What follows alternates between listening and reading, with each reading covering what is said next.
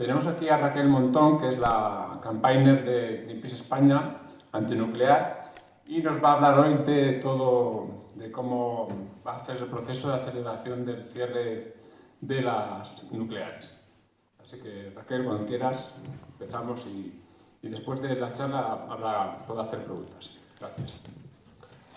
Pues muchas gracias a todas y a todos por venir. Yo quiero dar un gracias muy grande a todos los voluntarios y voluntarias de Greenpeace y de ecologistas que han organizado estas jornadas, especialmente. También a todos y a todas los que vinisteis ayer y los que habéis venido hoy. No somos muchos, pero muchísimas gracias por vuestro interés. A todos los ponentes que están pasando y que han participado, todo el mundo de manera voluntaria.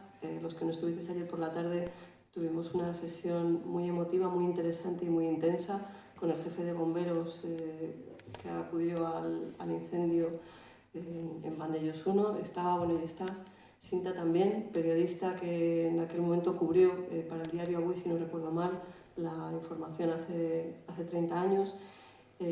Pues muchas gracias a todas las personas que han participado, también a los socios y a las socias de nuestras respectivas organizaciones, pues porque sin ellos todas estas cosas no es posible. Y una vez después de dar las gracias, sí que quiero también manifestar, o espero que esta charla o conferencia sirva para demostrar que los que nos oponemos, porque Greenpeace nace precisamente de la lucha antinuclear desde hace mucho tiempo, tenemos argumentos más allá de defender un tipo de ideología o de tecnología, e intentamos analizar las cosas desde muchos puntos y espero que percibáis que con rigor, que no son eslóganes o ideologías las que presentamos, sino que estamos avalados desde hace mucho tiempo por muchos argumentos y por muchos datos. Esta primera diapositiva es para explicar, yo puedo explicar quién es Greenpeace. Ecologistas en Acción pues es de alguna manera nuestra asociación amiga y que llevamos sobre todo en España y en este tipo de trabajo, trabajando juntos desde los inicios, pero esta quizás sea un poco innecesaria con la gente y el aforo que tenemos hoy aquí, que yo os explique que Greenpeace es una organización ambientalista cuyas 4 señas de identidad son que utilizamos la acción directa, somos una organización internacional, somos una organización independiente, no recibimos dinero de nadie ni de nadie, solo de particulares. Eso nos da esa independencia política. Somos ecologistas.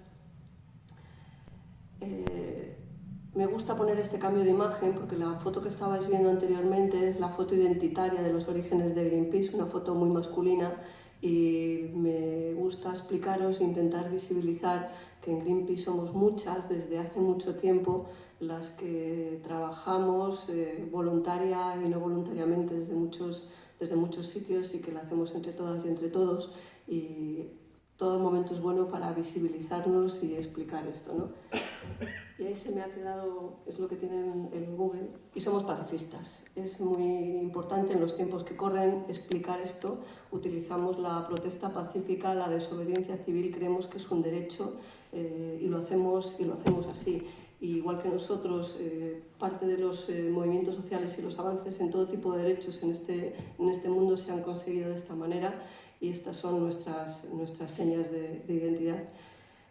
Dicho esto, paso a comentaros. Es quizás muy ambiciosa la presentación que yo tengo preparada. Digo ambiciosa por la cantidad de información que intento o que pretendo transmitiros, y porque cualquiera de las dos ideas que se ven en esta frase, tanto los criterios a considerar para el cierre del parque nuclear en España, aquí y ahora, de alguna manera los 6 pilares en los que nosotros basaríamos o pensaríamos que se tiene que analizar y tratar el cierre nuclear, porque no se trata de apago las nucleares y ya está. Tienen muchas esquinas o muchas visiones o muchos matices desde muchos puntos de vista, no solo el tecnológico de los físicos nucleares, sino el económico, el político, los impactos sociales que significan en una dirección y otra.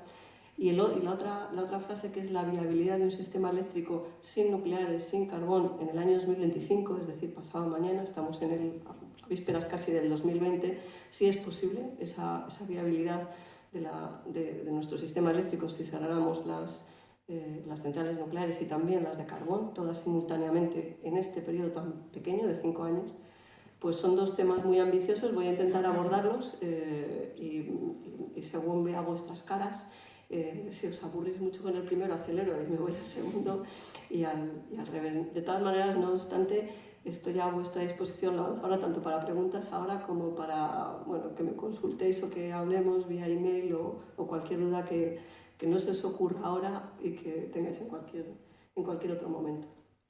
Voy a empezar por por la segunda parte, la viabilidad de un sistema energético 100% renovable, de cerrar el carbón y las nucleares en el año 2025. Os voy a presentar muy sucintamente un informe que tengo aquí, que es este, que lo realizó el Instituto de Investigaciones Tecnológicas de la Universidad Pontificia de Comillas para Greenpeace, analizando esa posibilidad ante esos escenarios.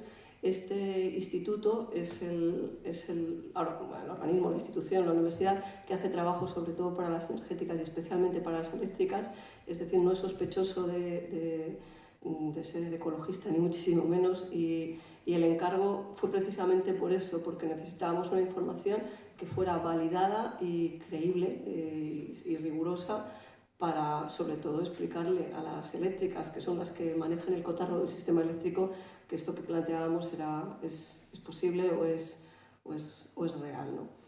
Y entre otras cosas porque el sistema de software para analizar estos patrones que nosotros les planteamos, pues en España solo los tenían en ese momento, o los tienen, Red Eléctrica de España, que no podíamos contratar, y los modelos de software con los que trabaja esta institución.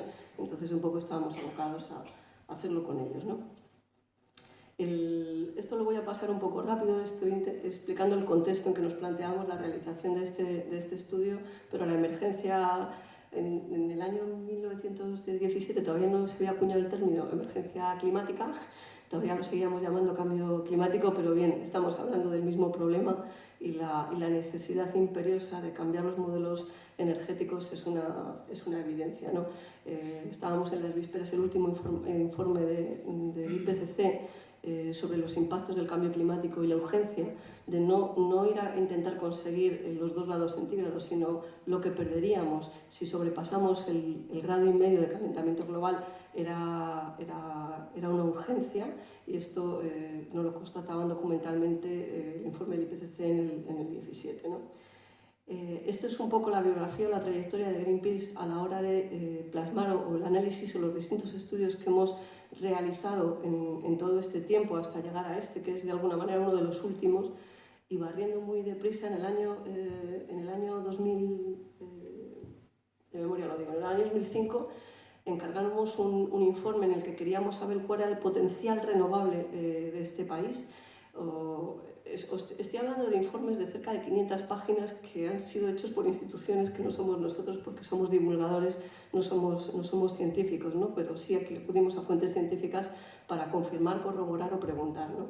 Entonces la pregunta que nos hacíamos es si había potencial renovable, y la respuesta de ese informe es que en España, con las tecnologías de hace casi 15 años y esperando una demanda en 2050 mucho mayor de la que ahora ya sabemos, si las previsiones y si con el business as usual abasteceríamos hasta cerca de 56 Españas. Es decir, había potencial en España como para pensar en sistemas renovables.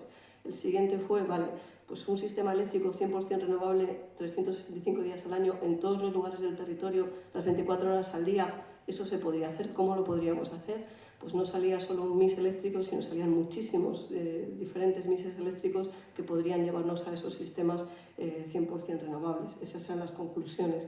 Con ese estudio nos fuimos al año 2010 planteándonos, y todo el sistema energético, y estudiamos el modelo energético en el Energía 3.0, que os digo que las conclusiones de esos informes ahora mismo no las pone en duda nadie. De hecho, están en los planes de los gobiernos y en los planes de la Unión Europea, descarbonizaciones a 2050, sistemas 100% renovables en el año 2050, pero en el año 2005 y 2008 éramos tachados de enloquecidos.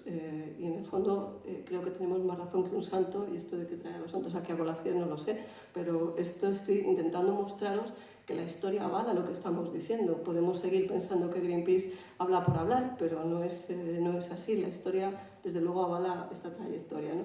Bueno, los últimos son otros. Me interesaba mucho hablaros de los tres primeros. A partir de 2008 tenemos una crisis económica y hemos estudiado mucho los impactos económicos de este cambio de modelo energético en la sociedad, ¿no? Y también tenemos ese tipo de resultados.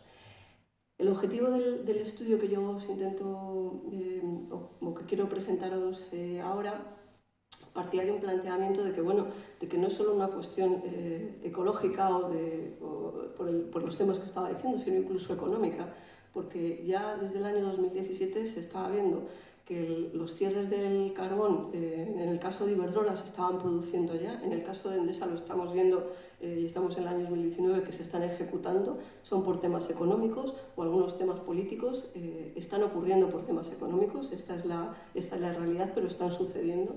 Y en el tema de las nucleares, que hemos tenido un debate sobre todo el año pasado de si se prolongaba o no se prolongaba, si ampliaban a 50 o hasta 60 años, que al final el plan que tenemos, y ahora tendré una gráfica para que lo veáis, es con una prórroga hasta los 47 años de vida como media, lo que está planteado ahora mismo, pero todo por temas económicos, es decir, las propias empresas propietarias son las que están planteando esas dificultades económicas o esas necesidades. Ante este escenario, porque aquí nadie parece, bueno, iba a decir, aquí nadie hace estudios sobre eso, sí que los hacen. Las empresas eléctricas hacen estudios semejantes a este que os voy a plantear. La única diferencia es que sus resultados no son públicos, transparentes y nítidos, como este estudio que sí que os cuento, que está publicado en la página del IIT, en la página de Greenpeace, y todos los datos y los números, tanto para las críticas como para las opiniones, están ahí puestos. Los datos de los estudios de las eléctricas no son públicos, son para ellas y no los comparten. Entonces, dicho esto, claro, yo puedo hablar o somos sometidos al escrutinio público precisamente porque somos transparentes, ¿no? Bueno, pues con este planteamiento inicial abordamos el estudio. Las condiciones de contorno son las siguientes. Nos planteábamos 3 escenarios de demanda eléctrica: que la demanda creciera un 2%, que solo creciera un 1% o que creciera solo un 0,2%. La demanda eléctrica en estos años, en estos 5 años. También nos planteamos 3 escenarios de renovables: un escenario con menos renovables, otro intermedio y otro con más renovables, según fuera sucediendo. Desde luego se ha quedado ya muy viejo el de bajas renovables, que era simplemente el cumplimiento de las directivas europeas del 2020. La directiva europea del 2020 quiere decir que Europa estamos obligados a conseguir un 20% de renovables, un 20% de eficiencia en el año 2020, eso ya está en nuestra legislación, y esa cantidad de renovables que tendríamos que tener para cumplir pues se ha quedado ya obsoleta, porque en el año 2030 los objetivos aprobados son muy superiores a esos. Entonces, cuando veáis aquí y yo hable de escenarios de bajas renovables, pensar que es un escenario ilegal, que tenemos que estar pensando en el escenario, desde luego el R2, y el que más se aproxima a lo que se está ahora mismo debatiendo en Europa es el escenario de alta penetración en renovables, que sigue siendo insuficiente. Esto no es lo que pide Greenpeace, estos son escenarios, entre comillas, muy conservadores que nosotros planteamos para estudiar, para plantearle a la sociedad y a las eléctricas. Nosotros tenemos otras demandas mucho más ambiciosas. Queremos llegar a una descarbonización total en 2040 por otra serie de criterios. Yo os estoy hablando de escenarios que hemos planteado en este estudio, no que defendamos que hay que conseguir eso. Y las terceras condiciones es muy bien, y las otras 3 es un escenario en el que mantenemos el carbón y las nucleares, tal y como estaba previsto. Esto también se ha quedado muy obsoleto, porque en el año 2017 algunas de las plantas de carbón se supone que iban a funcionar más tiempo, y tanto Litoral como Aspontes en Galicia han anunciado ya que van a cerrar, con lo cual también se nos queda viejo en eso. El otro escenario es, vale, quitamos todo el carbón y dejamos solo las nucleares. Y el tercer escenario es, quitamos carbón y nucleares y vamos a ver lo que pasa. Entonces, hemos mezclado o estudiado esos 3 escenarios. La metodología tiene como... quiero destacaros 3 asuntos principales. Uno, aquí estábamos analizando la seguridad de suministro. Es decir, hemos metido las peores condiciones de contorno posibles, porque la seguridad del sistema eléctrico tenía que estar resistiendo en la serie histórica peor de hidráulica, en la serie histórica peor eólica y en las peores condiciones para el sistema, porque lo que no nos puede faltar es, o sea, teníamos que analizar esa situación de estrés del sistema. Entonces, los datos que vais a ver son para esa situación. No quiere decir que la realidad también hay algunos datos que se han analizado, decir, bueno, pero ¿qué pasa si lo que tenemos es el promedio de la eólica? Pues lógicamente, al soplar más viento, que es lo normal que pase, es inaudito que en los próximos 5 años se nos repita el peor año de la serie histórica eólica los 5 años consecutivos. Esto no es así, pero para ver que tu sistema tiene garantías, tienes que medirlo en esas condiciones. Entonces, cuando veamos costes, pensar que esos costes probablemente no se ejecuten porque no estemos en esa situación. O emisiones de CO2, pues no serán esas emisiones, porque estas son las emisiones en situación de estrés. Pero esto nos ayuda a tomar decisiones y a poder decir, y ya os adelanto la conclusión que estaba puesta aquí, que es perfectamente viable cerrar el carbón y las nucleares en el año 2025 sin que el sistema de suministro en España se caiga, porque esto es lo que prueba el estudio, y que tanto los costes en términos de emisiones o los costes en términos financieros son perfectamente asumibles. Esta es la conclusión que yo os avanzo a la luz de esta información que tenemos. Bien, pues esas son las condiciones. El modelo que se ha utilizado es el modelo ROM, que os contaba que solo tiene el IDT y Red Eléctrica de España, que es un software complicadísimo, carísimo, y que soy incapaz yo de explicároslo. Algunas veces que esta presentación la he hecho con los técnicos del IDT que han elaborado el informe, ellos sí lo explican, es de una complejidad informática que a mí me supera desde luego. Y el estudio se hizo en 2 fases. Dijimos, bueno, pues vamos a ver qué pasa si cerramos, o sea, consideramos esos escenarios, cerrando carbón y nucleares, y lógicamente debéis de saber, si no yo os lo avanzo, en España tenemos como una burbuja de gas, se hicieron un montón de instalaciones de ciclos combinados y de gas, que muchas de ellas después vino la crisis y además fueron sobredimensionadas y están infrautilizadas desde el punto de vista de sus propietarios. Entonces, esta es la realidad de nuestro parque energético ahora mismo. Entonces, vale, cerramos esto, necesitamos hacer alguna instalación más o el sistema puede, con lo que hay, transitar según le vamos metiendo renovables hasta llegar a ese, pues más allá del 2025, a seguir incrementando renovables hasta llegar a ese 100% renovable, sin hacer nada más, tal cual cerrar y lo que hay, con algunas medidas que hemos llamado de flexibilidad. Es decir, si jugábamos con la gestión de la demanda, la electrificación de vehículos, las interconexiones, la energía hidráulica o la aplicación de la termosolar. Os digo estos parámetros y os explico por qué los llamamos de flexibilidad o qué significan algunos de ellos. La gestión de la demanda no es otra cosa que en el sistema nuestro eléctrico ponemos a generar a las instalaciones que generan electricidad para servir a la... Bueno, lo estoy haciendo al revés, en mi cosa que soy diestra. Ponemos a funcionar todas esas instalaciones y los consumidores, nosotros y la industria y demás, demandamos electricidad según el día, la noche, según fin de semana y demás. Y estos suben y bajan su sistema, la cantidad de electricidad que producen, y Red Eléctrica, que está en medio, nos ajusta para que todo lo que estamos pidiendo se nos esté produciendo en todo momento. Bien, pues esa seguridad de suministro, si nosotros aquí, los que tenemos esa demanda, nos adaptamos, en vez de solo adaptarse estos a lo que nosotros pedimos y nosotros pedimos ciegos, si aquí nosotros nos adaptamos y pensamos, bueno, ahora que hay mucha, ahora pido mucha, y ahora que hay poca, pido menos, son las dos partes del sistema las que están jugando para equilibrar y para dar seguridad de suministro. Y esto que estaríamos haciendo nosotros, esto tiene un valor económico, porque no es lo mismo, esto con los móviles y con las tarifas planas y esas cosas se entiende muy bien, no es lo mismo pedir electricidad cuando casi no tienes, estás carísima, que cuando sobra, que es baratísima.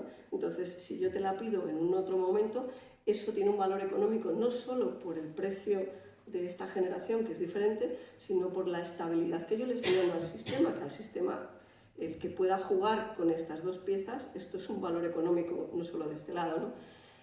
Esto, dicho así, es la gestión de la demanda. A lo mejor se entiende mejor con un concepto que no sé si conocéis, pero que ya existe y que está, que lo llaman interrumpibilidad. Esto solo lo usan los grandes demandadores de electricidad de la industria que tienen un contrato y y les dan un dinero por ello, decir, bueno, si tú me dejas que yo cuando quiera te apague la luz, por decirlo de alguna manera, yo te doy un plus. Como estás consumiendo mucha, o sea, tengo ese... Y a una empresa, os pongo un ejemplo muy sencillo, imagínate que yo tengo no sé cuántas cámaras frigoríficas, que lo que ponen son mis compresores a funcionar a una hora del día para tener el frigorífico funcionando. A mí en el fondo me da igual que eso salte a las 3 de la mañana que a las 8, yo lo que necesito es que cada X horas tener esa potencia para que mis cámaras frigoríficas estén andando. Si yo tengo un contrato que me dejan tener esa interrumpibilidad, pues le estoy favoreciendo al del sistema, me la da más baratita porque me la da cuando la tiene, no cuando yo la quiero, ¿no? Pues esto es el concepto de gestión de la demanda, que es algo que llevo peleándome pero iba a decir, es el futuro, no, es el presente. Esto es de verdad poner en manos una de las formas de poner en manos de la ciudadanía el control del sistema eléctrico de este país. Que nosotros también juguemos en este mercado, que tenga un valor ideológico, económico, el que queráis, pero nosotros somos parte de esto y podemos equilibrar esta balanza. Me he alargado un montón, pero esto es la gestión de la demanda. Los vehículos eléctricos, ¿os imagináis si las baterías de los vehículos eléctricos pudieran cargar y descargar? Están el 90% del tiempo parados. Si cargan y descargan cuando le conviene al sistema eléctrico y cuando la energía o es más barata o es más renovable o le hace falta al sistema, estás teniendo un montón de energía acumulada que la pones al servicio del sistema cuando necesita. Bueno, pues metiendo ese parámetro de flexibilidad también puedes favorecer, lógicamente, que entren más renovables o que entre, en nuestro caso queremos que la penetración de renovables sea máxima. Pues la electrificación no hace falta de todo el parque. Los datos que hemos metido aquí es 500.000 de vehículos en esas condiciones para ver qué pasaría. El parque móvil en España es de 20 millones de vehículos. Hablo de vehículos pequeños, de carretera. Es decir, hablamos de una pequeña fracción que nos permitiría tener esa cantidad de electricidad acumulada en esas baterías disponible para cuando, durante mucho tiempo, tanto para comprar como para vender. Las interconexiones con otros países, la energía hidráulica, poder regular la mini hidráulica para que esté al servicio de la seguridad del sistema y no para la ganancia especulativa de las empresas propietarias. Esa es otra de las medidas porque la hidráulica es muy fácil, la necesito ahora, descargo y le doy mucha estabilidad al sistema de manera muy fácil, ¿no? Con esa pequeña hidráulica. Y bueno, la energía termosolar. Me he extendido un mogollón, pero hemos probado a ver qué pasaría si lo apagamos todo y jugamos con estas medidas. Y la otra es, ni medidas ni nada, apagamos todo y todos los mixes que comprobamos vemos a ver cuánta energía nos falta y cuánto gas tenemos que meter para que el sistema sea estable. Y cuando digo cuánto gas tenemos que meter, no estéis pensando en el gas de emisiones de CO2, porque ese gas puede ser biogás o puede ser cualquier otra componente que era solo para saber cuánto nos faltaría y cuánto tendríamos que meter.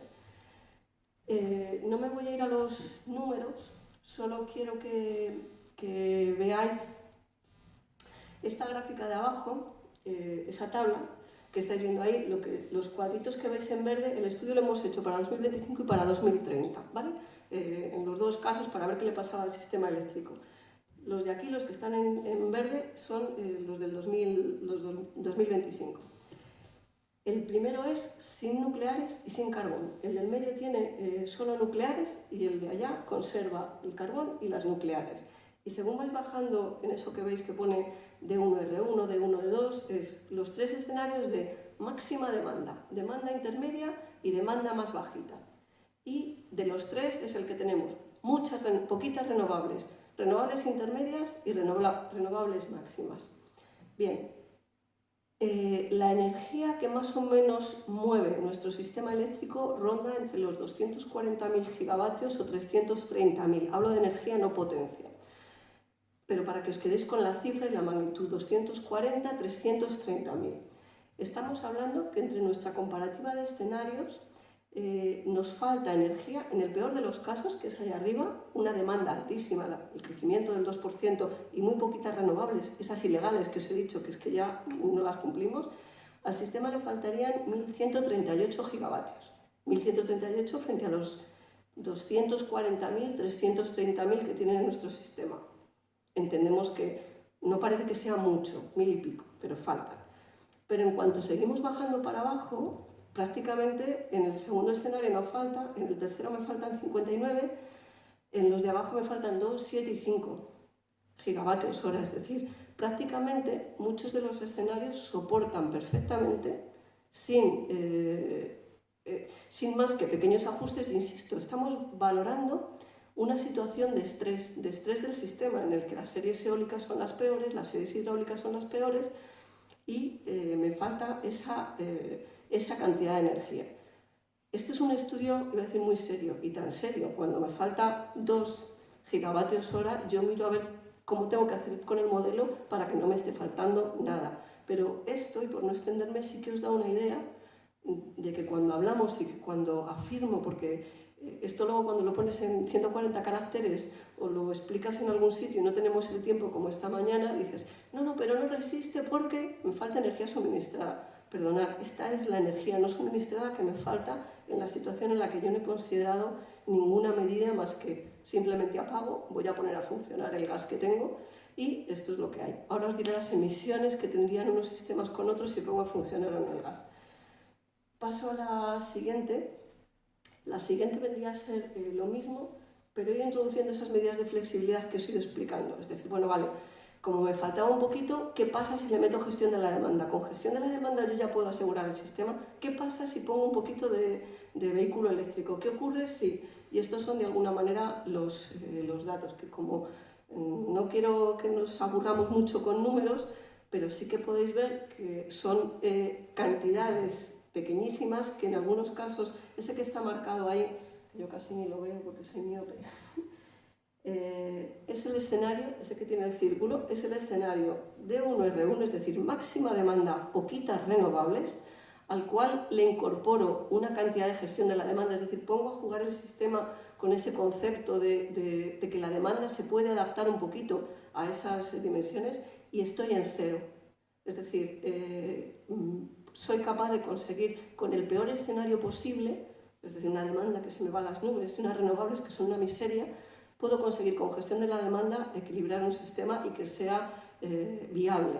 Insisto, cuando digo que sea viable, esto está estudiado como para que las redes eléctricas y de transporte de todos los lugares de este país, con nuestro sistema eléctrico real, con todos sus nodos y estaciones de transformación de tensión, la electricidad esté llegando a todos los puntos. Hablo en alta tensión, luego hemos hecho un estudio, un siguiente estudio de qué pasaría en la baja tensión y llegando a los territorios con la distribución, qué es lo que ocurriría en determinados nodos concretos del sistema, ¿no? Pero que no estoy hablando de esto, es una cuenta a la vieja de que sumo y bajo potencias y gigavatios como a mí me da la gana.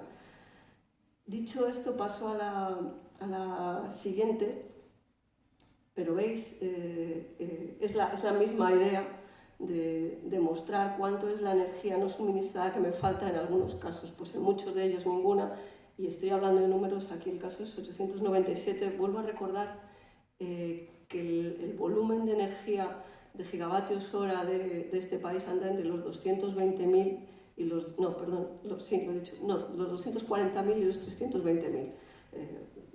Hablamos de 897, es decir, estamos afinando mucho y esto es perfectamente posible. Estos son los resultados y no las conclusiones, pero quería mostraros, y aquí sí que os doy datos de costes y de emisiones. Esto a lo mejor es más gráfico así, con la forma de los quesitos, son los modelos, cómo me estarían quedando mis mixes eléctricos en el caso del año 2025, en el caso del año 2030, y el mismo, pero si en vez de utilizar los datos extremos de eólica y de solar, estoy utilizando, de eólica y de hidráulica, las máximas sequías y las series más bajas de viento, estoy utilizando datos promedios que algunos de los índices lógicamente mejoran y que es lo que probablemente pasará, serán los datos promedios. Estoy metiendo los escenarios en el que meto el máximo número de renovables, en el que estoy metiendo, conteniendo la demanda, el crecimiento de la demanda. Es una de las claves de este estudio que una de las grandísimas conclusiones es que el control y la gestión de que la demanda no se nos dispare a un crecimiento desbocado del 2% es algo muy, muy recomendable y muy, muy necesario para darle viabilidad a este sistema eléctrico. no tiene por qué ser que no lo hiciéramos. Podemos andar desbocados, podríamos tener renovables, pero desde el punto de vista de Greenpeace creemos que la contención del crecimiento, el desacople del crecimiento con la intensidad energética es algo absolutamente necesario, y aquí están los números que lo avalan, ¿no? Pero bueno, me pongo en este caso crecimiento, que es el que pensamos que debería ser un crecimiento muy contenido y muchas renovables. Pues aquí tenéis abajo los números que se ven fatal, pero os puedo dar, por ejemplo, las emisiones que estaría emitiendo valga la redundancia, este sistema, este mix eléctrico. En el año 2025 hablamos de 23 millones de toneladas de CO2. Ahora mismo el sistema eléctrico emite unos 60 y tantos, 65 millones de toneladas. Estamos hablando de reducirlo a 23 en 5 años. ¿Vale? El siguiente son 22 millones de toneladas, y el de allá, que es el promedio, es el más probable, estaríamos hablando de 12 millones de toneladas de CO2, lo que estaría emitiendo nuestro sistema eléctrico con esta configuración, que es perfectamente posible. Porque tengáis también referencias, España estamos emitiendo unos casi 400, 300 y pico, depende del año que mires, millones de toneladas. Tenemos que reducir a lo bestia, hasta la referencia del año 1990 para España son 220 millones de toneladas, y efectivamente el sistema eléctrico forma parte de esa cantidad. Ya os digo, si ahora estamos en 400, pues unos 60 y tantos pertenecen al sistema eléctrico, y si lo apretamos todo lo que podemos, lo podemos dejar en 5 años en 12. Lógicamente, tener un sistema lo más limpio posible, llevarlo a cero y electrificar es una manera de limpiar el sistema energético clarísimamente, y es la apuesta, o lo que nosotros intentamos promover, ¿no? Aquí están también los costes anualizados y los costes térmicos. Estamos hablando de entre 3.900 millones, 2.260 millones, lo que nos estaría costando. Cuando hablo de costes en este informe, no confundir con precios. El coste viene a ser lo que nos costaría producirla, porque luego los precios de mercado están influidos por el sistema eléctrico de mercado de este país, y una cosa que tiene un coste cero puede acabar costándote no sé cuántos euros el kilovatio hora, o al revés, algo que te cuesta una barbaridad, pero luego el precio cae. Es decir, no es lo mismo coste que precio. Quiero que quede claro en este informe. Aquí comparo dos escenarios para que se vean. Aquel tiene carbón y nuclear, y este no la tiene. Este de aquí es el escenario que nosotros nos gustaría, de todos los que hay, una demanda muy baja y unas renovables las más altas posibles, del 65%, y el de allá es uno de los escenarios que ha defendido la industria, que era: la demanda va a crecer al 2%, tenemos que mantener el carbón por muchas razones, porque si no vamos a tener que construir gas, y mejor dejar el carbón que tenemos antes de construir nuevo gas, y las nucleares son muy limpias y no emiten CO2, ¿no? Y las mantenemos. Bueno, pues los resultados de ese, que es el escenario que quieren ellos, y este, que es el escenario que nosotros plantearíamos o más nos gustaría de este informe, pues me hablan que la diferencia de coste, el nuestro es un poquito más caro. Son 10.095 millones de euros, y el de allí son 9.900 millones de euros. Hay apenas una diferencia de 185 millones de euros. Esto ayer no sé quién me contaba, es como si te vas a comprar un coche, y no sé si es la mejor compra que uno puede hacer ahora mismo, pero estás discutiendo por el valor del precio de la radio que le vas a poner. Es decir, la diferencia de costes de un sistema u otro es ridículo en los términos en los que estamos hablando. Y aquí estamos planteando un sistema que es limpio y que no estamos contabilizando todos los problemas de emisiones de partículas que tendrían las de carbón, no estamos hablando de todos los problemas ambientales y de costes que tienen los residuos nucleares, que si los metemos, desde luego, se nos quedan unos ridículos infinitesimales esa diferencia de precio, ¿no? Luego, cuando afirmo que el coste, que es perfectamente asumible, que es un coste perfectamente asumible, debería ser mucho más beligerante y decir, vamos, que el coste real para la sociedad es infinitamente más barato tener a este modelo. Y vuelvo a repetir, no es algo que estemos planteando para 2050 ni con castillos en el aire, es para el 2025, es decir, esto hay que empezar a ejecutarlo ya, y estamos hablando no de un modelo que nos lo estamos inventando, es partiendo sobre el actual sistema eléctrico que tenemos en este país y modelizado para poder obtener estos resultados. La realidad sería con valores promedio y no de estrés, que estaríamos hablando, que es el mix que a nosotros nos gusta, de una penetración del 73% de renovables en 4 años. Esto se parece muchísimo a la penetración de renovables propuesta por el actual Ministerio en funciones en su plan de clima y energía que está planteado. Lo que me sorprende es que ellos tengan esas mismas renovables y no hayan sacado todo el carbón y las nucleares en sus planes. Esta es la parte que resulta contradictoria técnicamente hablando. En el de allí, manteniendo el carbón y las nucleares, la penetración de renovables sería menor, sería el 55%, el coste térmico, que sería lo que de alguna manera acabaría repercutiéndonos de alguna manera en la factura, ¿vale? Ya os he dicho que no es lo mismo el precio, pero podríamos no asimilarlo a que sería lo mismo, pero desde luego, si es más caro el coste térmico, va a ser más cara la factura, no sé cuánto, pues el de allí sí es de 3.375 millones de euros y el de aquí de 2.200, es mejor nuestro sistema en esos términos, y las emisiones evidentemente también lo son, en cualquiera de los casos, ¿no? Esta gráfica me la voy a saltar porque os la he dicho, era para hablar de cuando os he dicho las emisiones que corresponden a un sector y a otro, y cuando os hablaba de 12 millones de toneladas, si es mucho o poco lo que estaría emitiendo nuestro sistema. Y sí que lo voy a decir porque creo que aquí, no sé si hay alguien que defienda la energía nuclear como una de las soluciones porque es una energía limpia y que no emite CO2, pero por si acaso lo hubiera, o por si queréis un argumento más cuando alguien os plantee esto, deciros que efectivamente la energía nuclear no es su principal problema el que emita CO2, ni muchísimo menos, es que produce residuos radiactivos y es que además tiene un riesgo de accidente. Y esto lo estamos diciendo en el 30 aniversario de que bien que no nos pasó nada y que cómo nos alegramos de toda la gente que trabajó para que no pasara nada. Pero dicho todo esto, cuando tengo que discutir, no, claro, es que resulta que cualquier kilogramo de CO2 nos importa. Pues claro que nos importa cualquier kilogramo de CO2. Y si para conseguir 10... hay uno de los escenarios, quiero ser absolutamente transparente, sobre todo con todos vosotros y vosotras, una de las tablas, porque yo os he presentado algunos datos, pero están todos aquí, ¿no? Entonces podéis ir mirando todas las combinaciones posibles de las que yo os he dicho. Hay uno de los escenarios que hablamos en el año 2025 con la generación hidráulica y eólica media, el promedio, y la demanda baja, la demanda esa que nosotros queremos. Bueno, pues aquí en los 3 escenarios que nos planteamos, cuando dejamos las nucleares, efectivamente las emisiones son mucho más bajas. Nuestro sistema tendría 3 millones de toneladas de CO2 nada más, nuestro sistema eléctrico.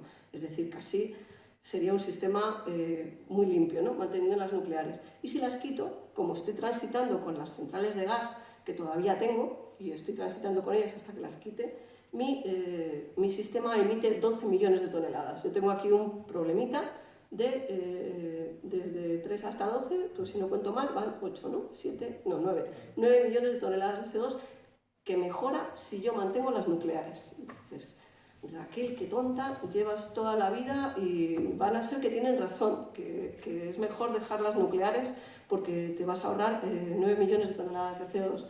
Recordamos, 9 millones frente a lo que está emitiendo este país, a día de hoy, cerca de las 400 millones de toneladas que tenemos que reducir a toda velocidad.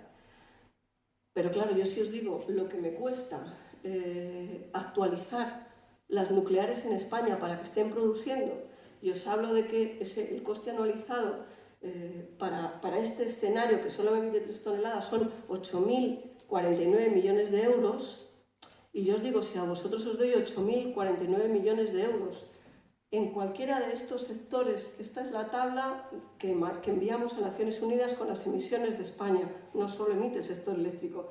Y os pongo pues un ejemplo, otras industrias energéticas, otros sectores, algo tan sencillo como por ejemplo los vertederos de este país, con 8.049 millones, la cantidad de reducciones de CO2 que yo puedo aplicar en todos estos sectores es brutal. Es una cuestión de coste-eficiencia. Es decir, no necesito las nucleares para ahorrarme 9 millones de toneladas de CO2 a este coste de actualización. Yo necesito ese dinero, o estaría muy bien, para reducir en otro montón de sectores o de impactos que también me están emitiendo, y desde luego el coste-eficiencia es mucho más barato. Entonces, para poder explicar esto hace falta pues primero tener números sobre la mesa y luego mirar con objetividad las cosas. A mí me acusan de que es una cuestión ideológica. El mensaje de Greenpeace es ético, evidentemente abriendo otras tecnologías, una tecnología que produce accidentes o que puede producirlos y que produce residuos no es éticamente aceptable. Pero con los números sobre la mesa es que económicamente es absolutamente compatible el que se hagan estas afirmaciones, ¿no? No sé cómo voy de hora, me voy a la segunda parte, son casi la una, solo os voy a dar estos principios y si queremos hablar o preguntar sobre alguno de ellos, ya sabía yo que me iba a pasar esto con el tiempo, lo dejo en la parte del coloquio. Esta sería como la segunda parte, es decir, cuáles serían los pasos y los criterios desde el punto de vista de Greenpeace que tenemos que plantearnos y analizar en profundidad frente al cierre nuclear en España. Ese mapa de allí es donde tenemos los reactores nucleares, algunos en estado de desmantelamiento, otros operativos. Los que están grises son los que están ya sin funcionar y los que están rojos son los que ahora mismo están operativos, los 7 que tenemos operativos. Y eso que veis arriba, que aunque no se vea muy bien, es una especie de cronología, pero sí por los colores os puede dar una idea de cómo está el asunto del parque nuclear en España. Llega hasta el año 2035, este es nuestro año, empieza en el 2019 y llega hasta 2035, más allá de 2035, casi hasta 2040, ¿vale? Son los 7 reactores nucleares. Si los cerráramos cuando les van venciendo sus actuales licencias de operación, que las licencias de operación se las estaban dando acopladas a sus revisiones de seguridad cada 10 años, con las actuales licencias estarían cerrando en esa zona verde clarito donde está marcado esa parte roja. Si los prolongáramos hasta los 40 años de vida de diseño, que es la que tiene nuestro parque nuclear, acabarían cerrando en esa franja que se extiende entre lo verde. Este sería el plan de cierre a 40 años. El primero es el plan de cierre cuando acaben las licencias. Lo que ha pactado a puerta cerrada el actual gobierno con las eléctricas y que figura de alguna manera o que es inspirador de lo que está puesto en el Plan Nacional de Clima y Energía que se aprobará ahora en diciembre, es esa parte roja más clarita.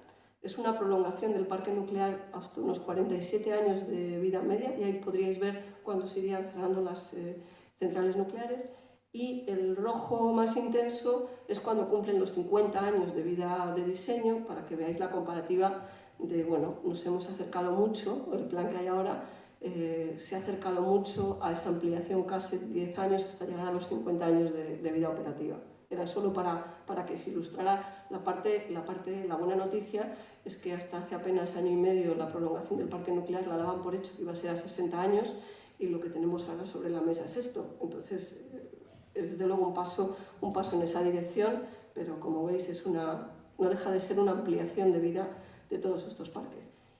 Y estas serían las 6 patas que nosotros consideramos. El precio de la electricidad ahora mismo, y aquí si os digo beneficios caídos del cielo, windfall profits, el diseño del mercado eléctrico está hecho de tal manera que tanto las concesiones hidráulicas como las centrales nucleares están recibiendo un extra precio desde hace mucho tiempo, y eso es una irregularidad enorme entre las muchas que tiene la actual configuración del mercado eléctrico, y eso hay que abordarlo para que no ocurra. Este es uno de los grandísimos debates o uno de los planteamientos de Greenpeace que habría que abordar o que hay que abordar en el caso del cierre nuclear. El otro es la participación social, es decir, tiene un montón de afecciones la decisión si un parque nuclear se amplía o no se amplía a nivel social, y la participación pública es imprescindible y está reconocida en un montón de convenios internacionales. Solo nombro 2, ARHUS y ESPO, pero hay muchos más y está siendo hurtado este debate en la toma de decisiones, y esto no debería ser así,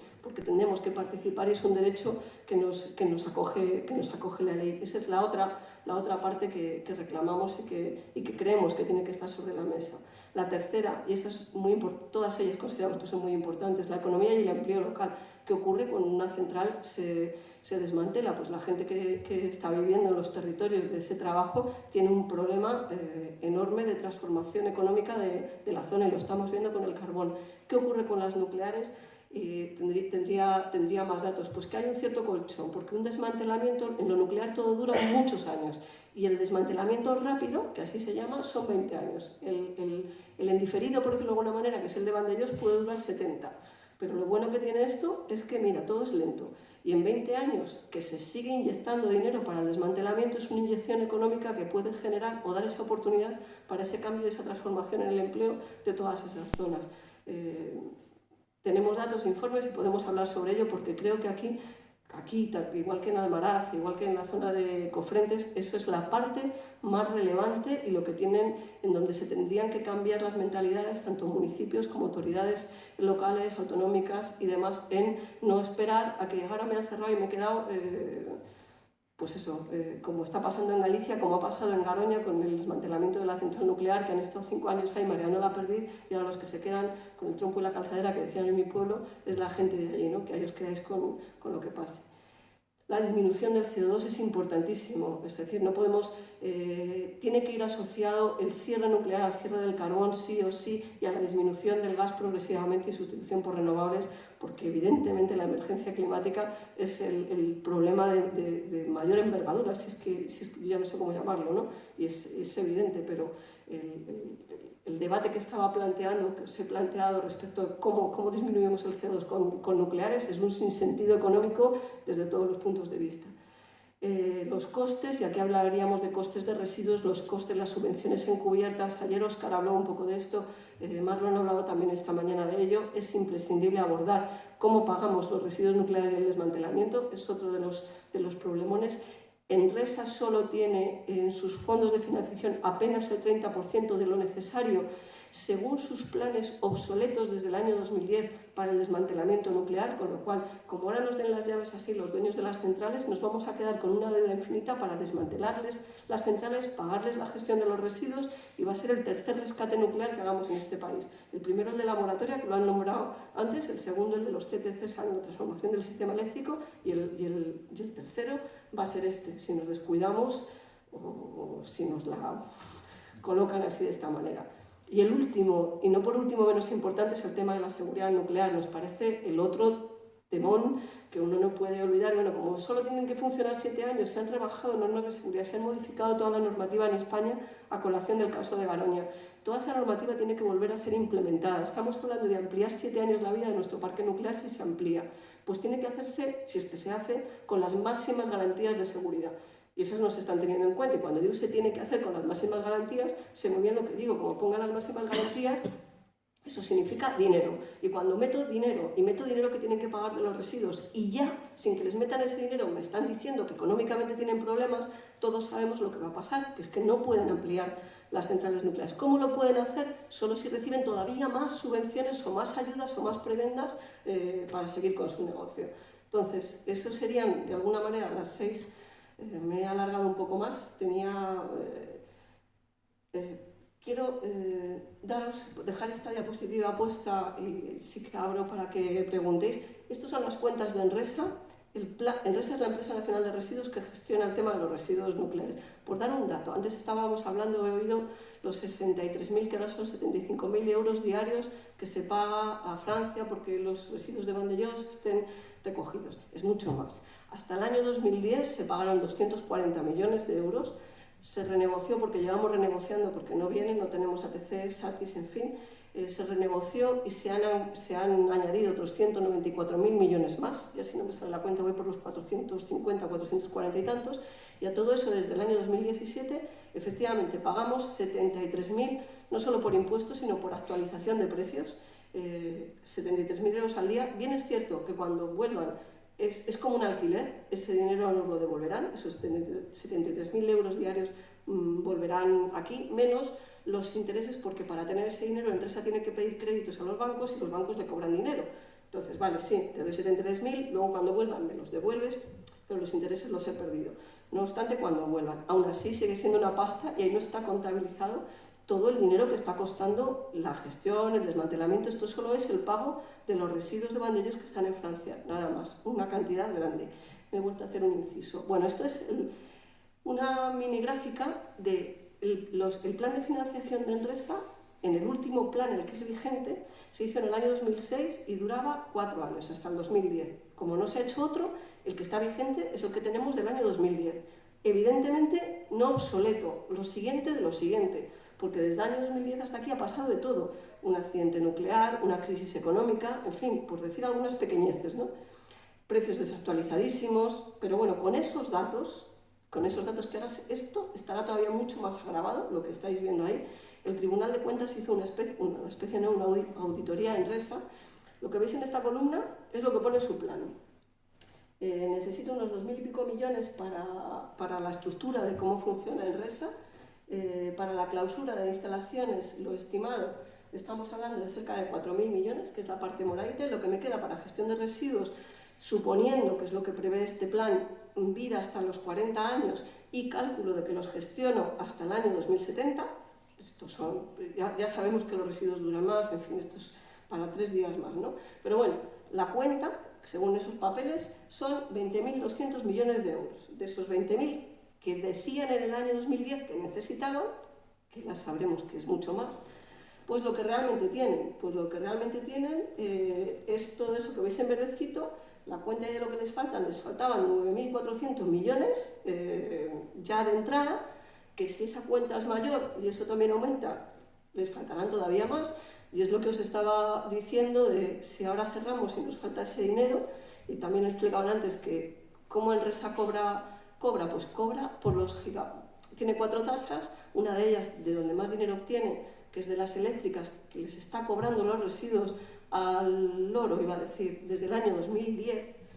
Todo lo anterior al año 2010 lo hemos pagado todos nosotros. Cuando alguien nos diga, no, si es que los residuos esto lo pagan las eléctricas, mentira, lo pagan, y no todo, desde el año 2010.